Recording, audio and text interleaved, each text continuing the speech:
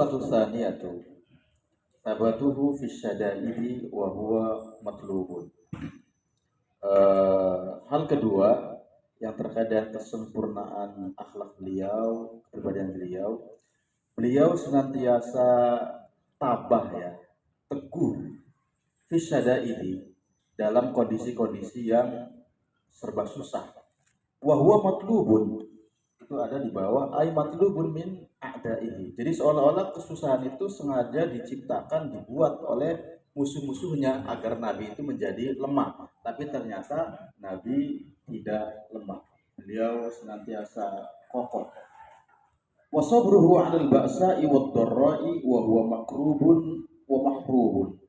Begitu pula Nabi senantiasa bersabar alal ba'sa iwad dorro, dalam kondisi-kondisi yang susah, dalam kondisi-kondisi yang memprihatinkan, beliau senantiasa bersabar. Meskipun al ba'sa wad dorro ini juga makrubun wa mahrubun, artinya sengaja ditargetkan kepada beliau. Beliau itu mendapatkan perlakuan atau diperangi dengan cara seperti itu. Wa nafsuhu fi ikhtilafil ahwali sakinah. Kondisi psikologi beliau, kejiwaan beliau dalam keadaan yang berbeda itu tidak berubah, senantiasa tenang. La yakhuru fi syadidatin. Beliau tidak lemah dalam kesusahan. Wa la yastaqinu li'azimatin. Beliau tidak rendah ketika melihat sesuatu yang luar biasa. Kita kagum akan hal-hal tertentu, tapi kalau beliau tidak merasa risih dan seterusnya. Waqad laqiya bi Makkah min Quraisyin ma yusibu an-nawasi. Contohnya, Nabi itu mendapatkan perlakuan yang luar biasa sadis dari orang-orang Quraisy. Di sini disebutkan ma yusibun nawasi. Perlakuannya itu kira-kira bisa membuat anak kecil itu langsung ubanan. Anak kecil bisa langsung ubanan. An-nawas itu kan ini ya, apa? Wa yahuddus soyasi.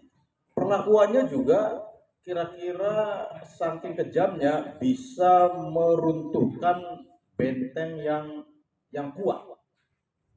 Wa huwa ma'ad-dhafi yusabiru sabrul musta'li. Jadi meskipun Nabi posisinya apa, katakanlah di sini sebagai orang atau manusia yang dizalimi, Nabi tidak memiliki apa-apa. Yusabiru sabrul musta'li. Tetap Nabi itu bersabar seperti sabarnya orang yang berada di posisi yang tinggi. Wa yasbutu sabatan mustawli. Nabi tetap tegar sebagaimana tegarnya orang yang bisa mengendalikan sesuatu. Kira-kira Nabi itu kalau sekarang mungkin diinterogasi oleh polisi apa segala macam itu enggak masalah. Kalau kita kan baru ditanya satpam saja sudah ciut. Baik, Bapak Ibu sekalian, apabila kita dekatkan dengan kemampuan atau maksud saya bukan kemampuan, kecerdasan. Kita mengetahui bentuk-bentuk jenis-jenis kecerdasan. Waktu saya kecil itu anak cerdas itu diukur dengan pelajaran matematikanya dan IPA-nya, sehingga jurusan IPA adalah jurusan anak-anak cerdas, sedangkan jurusan IPS anak-anak yang madesu, masa depan suram. Yang IPA itu madecer, ya, masa depan cerah. Yang IPA itu nanti kerjanya di Pertamina, jadi pilot, jadi dokter, jadi pajak, kerjanya. Sedangkan IPS itu ya udah terukur kerjanya apa itu? Sales. Ya? Jadi sales. Alah, jadi sales gitu ya. Nah, aduh, itu dan itu terjadi zaman dulu, terjadi Ustaz Saifullah, bukan itu terjadi ya.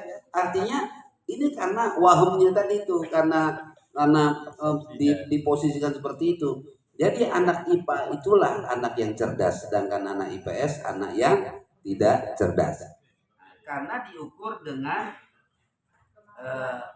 IQ. Kita bacanya I gitu ya. IQ. Intellectual quotient. Ya kan?